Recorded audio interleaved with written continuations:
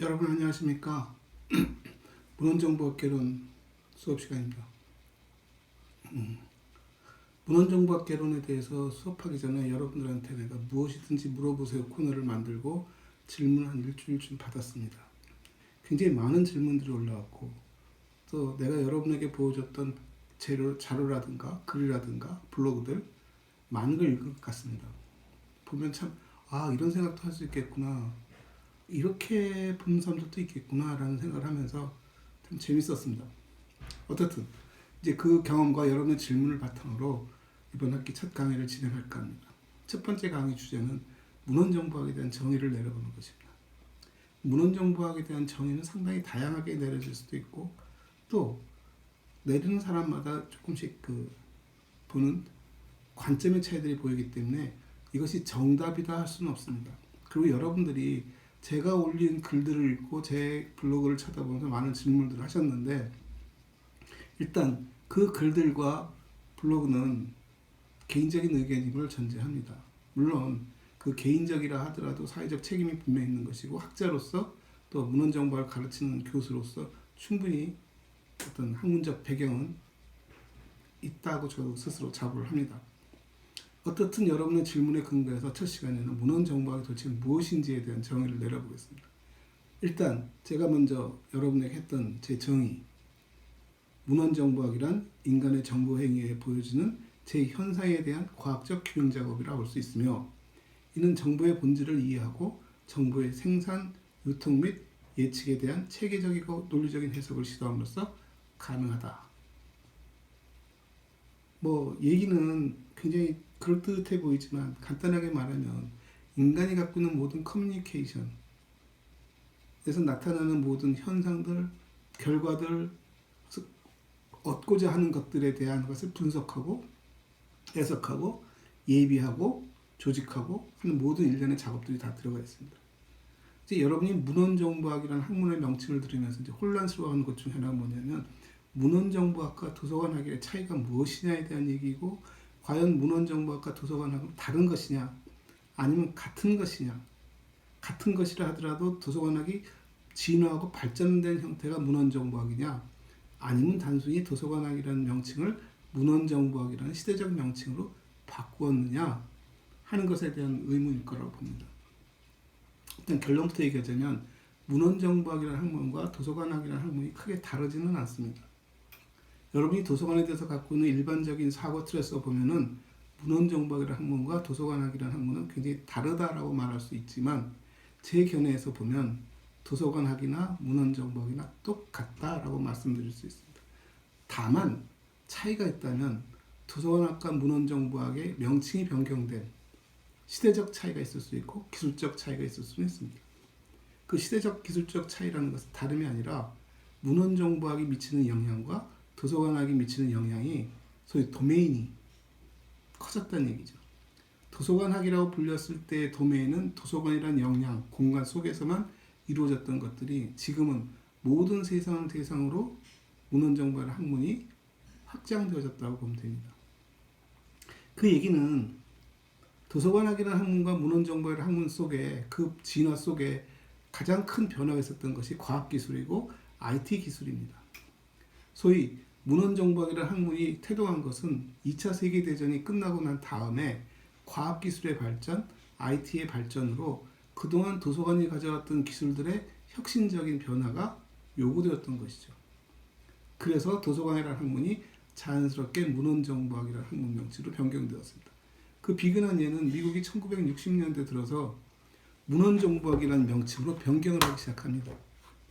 그 문헌정보학이라는 학문적 변경은 단순히 도서관학을 확장시키는 것이 아니라 도서관학의 새로운 기술적 배경을 끄집어 들였기 때문에 가능한 것인데 그 기술적 배경이라서는 다른 것이 아니라 컴퓨터 사이언스를 통한 데이터베이스 기술입니다. 즉 데이터를 처리할 수 있는 역량이 과거 도서관학에서 처리했던 것보다 훨씬 더 광범해지고 빨라졌다는 겁니다. 그것을 어떻게 우리가 알 수 있냐면 여러분이 말하는 목록이라든가 분류라는 것들이 지금 데이터베이스라는 이름으로 문헌정보학에서는 아니 컴퓨터 사이언스에서는 굉장히 자연스러운 데이터 처리 기법들입니다. 도서관학이나 문헌정보학이나 컴퓨터 사이언스나 가장 기본은 데이터입니다. 그 데이터를 어떻게 처리하느냐가 중요한 과학기술적 기반 기술이고요. 그걸 왜 처리하니 하는 질문에 답을 할 수 있다면 그것이 어떤 특정 학문적인 영역을 표현할 수도 있습니다. 그 컴퓨터 사이언스는 자연과학이나 공학이라고 우리가 보고 있습니다. 그 이유는 컴퓨터 사이언스 하는 친구들에게 가장 근본적인 질문은 어떻게 처리하니에 대한 기술적인 부분에 있는 것이고, 문헌정보학이라는 학문에 있어서는 그 데이터를 어떻게 처리하니 보다는 훨씬 더 근본적인 질문, 왜 처리하려고 하니에 대한 답이 필요하기 때문에 문헌정보학은 인문사회계열에 존재하고 있습니다. 그러나 둘 다 문헌정보학이 되었든 컴퓨터 사이언스가 되었든 둘 다 취급하는 내용은 데이터입니다. 그러니까 여러분이 문헌정보학 또는 도서관학을 공부하기 전에 미리 알아야 할 것이 뭐냐면 데이터에 대한 속성입니다. 데이터가 뭐지? 우리가 소위 그 사회 속 생활을 하면서 많이 듣는 단어들 중에 하나가 데이터, 정보, 지식 이런 단어들입니다. 그래서 어떤 혹자는 데이터의 상위 개념이 정보이고 정보의 상위 개념이 지식이다. 그 말이 틀리지는 않습니다. 왜냐하면 데이터라는 건 하나의 그 낱개 조각, 소위 우리가 말하는 그냥 모든 삼라만상들이 다 데이터입니다. 근데 정보라고 말하는 것은 그것이 어떤 체계적으로 구축되어졌을 때 우리는 그걸 정보라고 말한다고 합니다. 엄밀히 말하면 정보라는 것은 그것이 체계적으로 조직되었다고 해서 정보가 아니라 특정인에게 특정한 시점에게 특정한 의미를 부여할 수 있는 가치를 갖고 있기 때문에 우리가 그것을 정보라고 말합니다. 지금 저 지구 반대편에서 오늘 감자 가격이 얼마를 하지? 우리한테는 그게 중요한 정보라고 할 수 없습니다. 그냥 데이터입니다. 인터넷을 뒤지다 보면 저 지구 반대편에 브라질이라는 나라에서 오늘 감자가 얼마였어 하는 것이 데이터로 나옵니다. 우리는 그냥 단순히 데이터로 듣는데 그것을 감자 농사를 짓는 사람에게는 단순한 데이터가 아닙니다. 지구 반대편의 브라질이 홍수가 지고 태풍이 불려와서 감자 농사를 망쳤대. 그래서 감자 가격이 지금 폭등하고 있대. 그런다면 우리 감자를 브라질에도 팔 수 있지 않을까? 그럼 수익을 발생시킬 수 있을 것 같은데 했을 때 그 사람에게는 브라질의 현재의 감자 가격은 굉장히 중요한 정보로 작동합니다. 데이터죠. 하나의 감자 가격이 얼마, 브라질에서 현재 감자 가격이 얼마 하는 말로 표현할 수 있는 것들을 우리는 그냥 단순한 데이터, 통계적 처리를 할 수 있는 것들을 그 사람들에게는 굉장히 중요한 정보로서의 가치를 갖는 것. 그러니까 데이터의 상위 개념이 정보가 아니라 특정인에게 특정한 목적과 의도를 가지고 요긴하게 쓰였을 때 그것을 우리가 정보라고 합니다. 그래서 불특정 다수를 상대로 데이터를 모아두면 누군가에게 중요한 정보로서의 가치를 가질 수 있다라는 개연성이 전제되어지고 그 개연성에 의해서 데이터를 수집하고 유지하는 일이 생깁니다. 그 데이터를 수집하고 관리하는 과정 속에서 좀 더 고객을, 대상을 명확하게 확정지을 수 있다면 필요한 데이터들만을 수집할 수 있고 데이터를 필요한 목적으로 가공할 수 있고 그런 것들이 정보로서의 가치를 충분히 가질 수 있기 때문에 우리는 순간적으로 데이터를 가공한 상위 개념이 정보구나 라고 착각할 수 있다는 겁니다. 지식 또한 마찬가지입니다.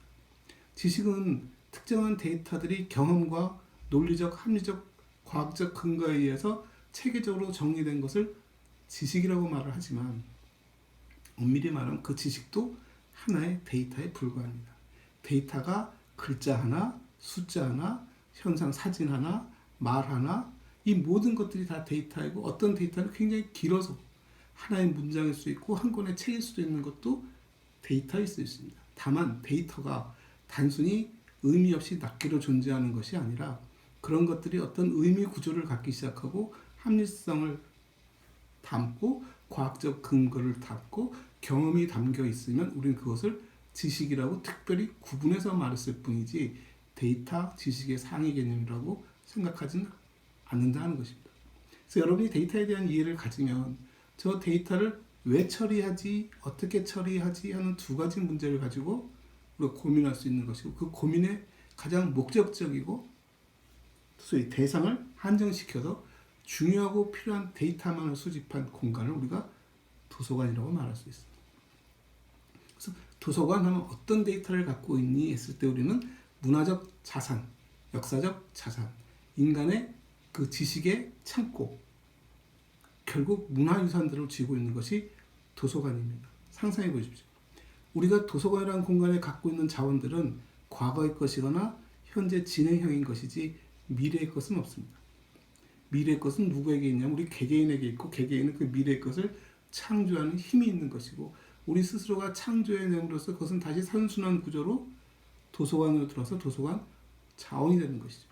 그래서 문헌정보학이라는 학문이나 도서관학이라는 학문은 데이터를 처리하는데 그 데이터에 의미를 부여하고 가치를 부여해서 필요로 하는 사람들에게 조직적으로 제공하고 있는 행위가 도서관학이 다루고 있는 내용이었고, 그것이 2차 세계대전 이후 자연과학의 사이언스, 그 컴퓨터 사이언스가 발전하면서 도서관 밖에서도 그런 일들이 점점 일상화되어져 가고 중요해져 가고 있는 사회가 되었다는 걸 얘기하는 거거든요. 그러니까 도서관은 그런 의미에서 굉장히 선진화되어지고 과학적으로 굉장히 진보된 공간이었습니다. 그게 2차 세계대전 후에 도서관은 과거의 기술에 집착하고 과거의 기술에 안주하였고, 새로운 기술을 받아들이는데 좀 늦다 보니까 여러분 눈에는 도서관은 낙후된 곳이고 인터넷 세상은 굉장히 발전한 곳이고, 인터넷 세상이 발전했으니까 앞으로 더 도서관은 필요 없지 않을까라는 생각을 갖겠지요. 그래서 여러분이 했던 말들을 가만히 그 질문들을 훑어보면 재밌는 게, 도서관은 없어지지 않을까? 왜 도서관이 살아있다고 생각하지? 사자의 역할은 왜 필요하다고 생각하지? 도서관이 없어질지도 모르는데, 책도 없어지고 있는 판인데, 여러분이 생각할 것이 뭐냐면 도서관이 있다 없다라는 것은 관념의 문제입니다. 도서관을 어떻게 정의하느냐에 대한 얘기이고, 도서관에 대한 정의를 여러분이 눈으로 보고 여러분이 경험했던 사실을 바탕으로 도서관은 이런 것이야 해버리는 순간 20년, 30년 후에는 도서관은 없어집니다. 무슨 얘기인지 이해하십니까? 그게 관념의 세상에 대한 얘기입니다. 우리가 관념적으로 도서관을 좀 더 포괄적으로 정의하고 도서관에 대한 이해의 폭을 넓혀두면 기술적으로, 물리적으로, 현상적으로 여러분에게 보이는 모습만이 도서관이 아니라 현재 여러분이 관념으로 알고 있는 도서관이 현실에는 그런 모양과 그런 경험과 그런 형태로 존재한다는 사실을 이해하게 되면 30년, 50년, 100년 후에는 전혀 다른 형상과 모양을 가질 수는 있어도 그 역시 우리가 도서관이라는 관념 속에서 충분히 받아들일 수 있다라고 상상해 보십시오. 그럼 도서관에 대한 이해를 충분히 다르게 할 수도 있겠다. 도서관은 없어지는 것이 아니라 관념 속에서 우리에게 무엇을 제공하고 왜 제공하고 어떻게 제공하고 하느냐에 따라서 그 모든 것을 우리가 도서관이라는 울타리 안에서 해석할 수 있고 이용할 수 있겠구나. 그런 맥락에서 그럼 도서관이 뭐지? 라는 고민이 필요한 것이고, 그럼 도서관학, 문헌정보학은 무엇이지? 라고 받아들이면 된다는 것입니다. 그래서 문헌정보학에 대한 정의는 상당히 관념적인 표현입니다. 정보 행위, 과학적 규명, 정보의 본질을 이해, 정보의 생산, 유통, 예측의 체계적이고 논리적인 해석. 그것은 똑바르게 데이터를 더하고 빼고 곱하고 모으고 조각내고 분류하고 하는 그런 구체적인 방법이 아니라 그것의 관념적인 해석을 내린 것이기 때문에 여러분이 저기에 대한 이해를 갖는다면 문헌정보학이 무엇을 하는지 알 것입니다. 그런데 여기 추가로 하나 더 말씀드릴 것이 있다면, 도서관학이라는 학문이 문헌정보로 바뀐 배경은 뭘까? 왜 도서관학이라고 불렀을까? 도서관 학문은 1800년대에 생겨난 학문입니다. 즉, 그 전에는 존재하진 않았다는 것이죠. 도서관학이라는 학문은 존재하지 않았지만 사설한 직업은 존재했고, 사설한 직업은 상당히 오랜 역사를 갖고 있습니다. 도서관의 역사를 BC 3000년, 지금 한 5000년 전에 5000년의 역사를 갖고 도서관을 설명하고 있는데, 그럼 사서의 역사는 어떻게 되니? 했을 때 우리는 도서관에서 일하는 사람을 사서라고 생각하고, 그러다 보니까 도서관의 역사보다 짧다고 보고 있는 것이고, 그런 짧은 역사를 갖고 있는 사서를 양성하기 시작한 것은 1800년대 후반에 일어난 일이니까 굉장히 짧은 역사를 갖고 있다고 봅니다. 근데 도서관을 관념적으로 이해하기 시작하고 도서관의 기능을 해석하기 시작하면 과연 도서관에서 일하는 사람이 사서일까? 아니면 거꾸로 사서가 만들어낸 세상이 도서관이지 않을까?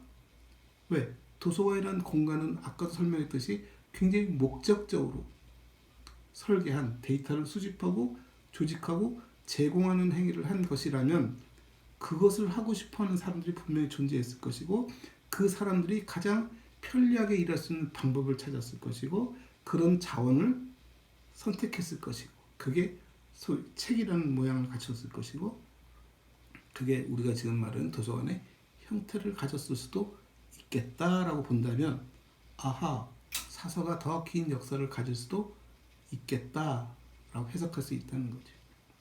근데 재밌는 것은 도서관학이라는 단어가 영어로는 library science라고 합니다.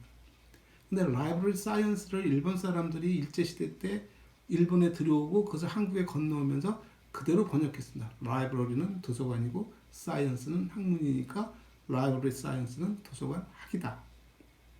그러다 보니까 도서관이라는 건물에다가 학문을 붙인 기이한 모양새를 가졌다고 사람들이 굉장히 좀 불편해하고 좀 잘 안 맞는다고 생각해서 이름을 바꾸고 싶어 했습니다. 그래서 나온 이름이 문헌정보학이라는 얘기고 문헌정보라는 말은 말 그대로 문헌, 형태적인 것들, 정보, 그것이 갖고 있는 가치적인 것들. 결국 우리가 다루는 것은 지식을 담고 있는 컨테이너와 그 지식 자체를 취급하는 것들. 소위 문헌정보라는 학문은 데이터 전체의 속성을 다 다루고 있다는 것이죠. 근데 우리가 이해할 것은 뭐냐면 라이브러리 사이언스에서 라이브러리가 진짜 도서관일까를 보자는 거죠. 라이브러리라는 단어를 사전에서 찾아보면 도서관이라는 뜻 말고도 뭐가 있냐면 집서, 장서라는 개념을 갖고 있습니다. 집서, 장서는 뭐냐면 컬렉션이거든요. 특정한 목적과 의도를 갖고 모아둔 것을 우리가 집서, 장서라고 합니다. 여러분 장서가 아무나 막 모인 것을 말하지 않습니다. 어떤 특정한 애호가가, 장서가가 자기가 선호하는 책들만을 모은 것을 우리가 장서라고 부르는 것이죠. 도서관에서의 목록도 마찬가지로 아무거나 모인 것 같지만 그 자체에 독자가 있는 것이고 이용자가 존재하는 것이고 그 사회가 필요로 하는 것들을 갖고 있기 때문에 장서와 집서는 목적성을 갖고 있는 것들이고 그 장서와 집서에 관한 이론과 학문이 결국 도서관 학이라는 이름으로 붙은 겁니다. 라이브러리 사이언스로. 근데 그걸 우리가 라이브러리를 공간의 개념으로 이해하다 보니까 이제 문제가 뭐가 되냐면 도서관 공간에 대한 공부인 것처럼 얘기를 하는 거죠. 근데 조직이나 공간에 대한 것들은 누구나 다 고민합니다. 창고를 갖고 있는 사람은 창고를 어떻게 다루면 가장 경제적으로 다룰 수 있을까? 가게를 운영하는 사람은 어떻게 하면 그것을 좀 더 효율적으로 관리할 수 있을까? 마찬가지로 도서관 학, 장서, 우리가 어떤 목록과 집서가 있는데 이 집서를 어떻게 하면 잘 다룰 수 있을까? 일단 공간이 필요할 것이고 공간을 갖더라도 체계적으로 관리할 수 있는 어떤 조직도 가질 수 있는 것이고 인력도 필요한 것이고 이 모든 게 합쳐져서 우리가 그 운영이라는 태도를 갖는다면 라이브러리 사이언스는 도서관이라는 건물에 대한 학문이 아니라 라이브러리라는 집서에 대한 연구를 하는 것입니다. 무엇이든지 모아놓기 시작하면 그때부터 일이 생깁니다. 여러분 자기 자취방 한번 상상해 보시죠. 자기 공부방, 집에서 내 방, 자취방을 보면 물건이 아무데나 놓여 있는 건 아닙니다. 자기 나름대로의 규칙을 갖고 있고 그 규칙에 따라 놓여 있고 언제든지 어떤 물건이 새로 들어오면 그 규칙에 따라서 적당한 위치에 놓여지게 되는 것이고 내가 필요로 하면 항상 그 위치에서 그 물건을 찾아내는 행위를 하고 있거든요. 신기하죠. 여러분 라면을 아무 데서 끓여 먹지는 않습니다. 부엌에 가서 찬장문을 열면 라면이 있습니다. 물론 모든 집의 라면이 다 똑같은 곳에 있지는 않지만 자기 나름대로의 규칙이 있고 그 규칙을 항상 지켜짐으로써 우리에게 예측 가능성을 부여하고 있는 거거든요. 그래서 집합체가 발생하기 시작하면 그때부터 거기에는 룰이 생기기 시작하고 그걸 취급하는 데 필요한 어떤 과정이 만들어지는 겁니다. 그게 도서관학, 문헌정보학이라는 학문입니다. 명칭에는 그다지 큰 의미는 없다고 보는 것이고 지금은 사회적으로 인터넷까지 발전하다 보니까 도서관이라는 공간적 개념이 상당히 확장되어진 거죠. 그런다고 공간이 없어진 것이 아니라 공간을 어떻게 이해하느냐에 따라서 그 공간은 굉장히 폭이 넓을 수 있습니다. 옛날에는 건물 하나에서 책을 꺼내고 넣고 이용시켰다면 지금 이 지구 온 덩어리에 있던 모든 지식이 다 우리가 취급할 수 있는 영역이 되는 것이죠. 다만 집서 장서를 얘기할 때 목적성이 있어야 하는 것이고 그 목적에 필요한 컬렉션을 만들어내는 행위를 하는 것이고 그 컬렉션을 만드는 과정이 가상적으로 일어나면 여러분이 인터넷상에서 내가 필요한 데이터만을 수집하고 관리할 수 있는 체계를 가질 수 있습니다. 그게 불특정 다수를 상대로 하다 보면 굉장히 폭이 넓어 보이는 것이고 개인의 입장에서 봤을 때는 전혀 필요 없는 데이터들도 존재할 수 있는 것처럼 보이는 것뿐이죠. 그러니까 문헌정보학이라는 학문은 어떻게 보면 이 문헌정보학에 대한 정의에서 말했듯이 정보행위, 인간의 모든 정보행위에서 보여지는 현상들에 대한 과학적인 규명 작업이다. 굉장히 관념적이고 포괄적인 얘기지만 그걸 가만히 해석하고 접근하다 보면 현실 속에서 그리고 현재 필요한 목적과 의도와 기술에 따라서 그걸 구현해갈 수 있습니다. 그게 불과 100년 전에는 종이에다가 목록을 만들고 서가에다 책을 배열하고 라벨을 붙이는 작업이었다면 현재는 인터넷상에서 키워드를 넣고 여러분 소위 말하는 그 샵 코드 달아서 집어넣듯이 새 기능을 생산하고 그것을 여러 가지 플랫폼에다 올려두고 검색하고 배열하고 쳐다보고 있는 것을 모니터상에서도 할 수 있고 스마트폰에서도 할 수 있고 심지어는 기계가 언어적 그 말을 통해서도 충분히 의사소통을 할 수 있는 문법 구조까지도 우리가 전부 다 다룰 수 있다는 얘기입니다. 그래서 문헌정보학에 대한 이해를 너무 어렵게 할 필요는 없지만 너무 현실화시켜서 기술에 집착할 필요도 없다.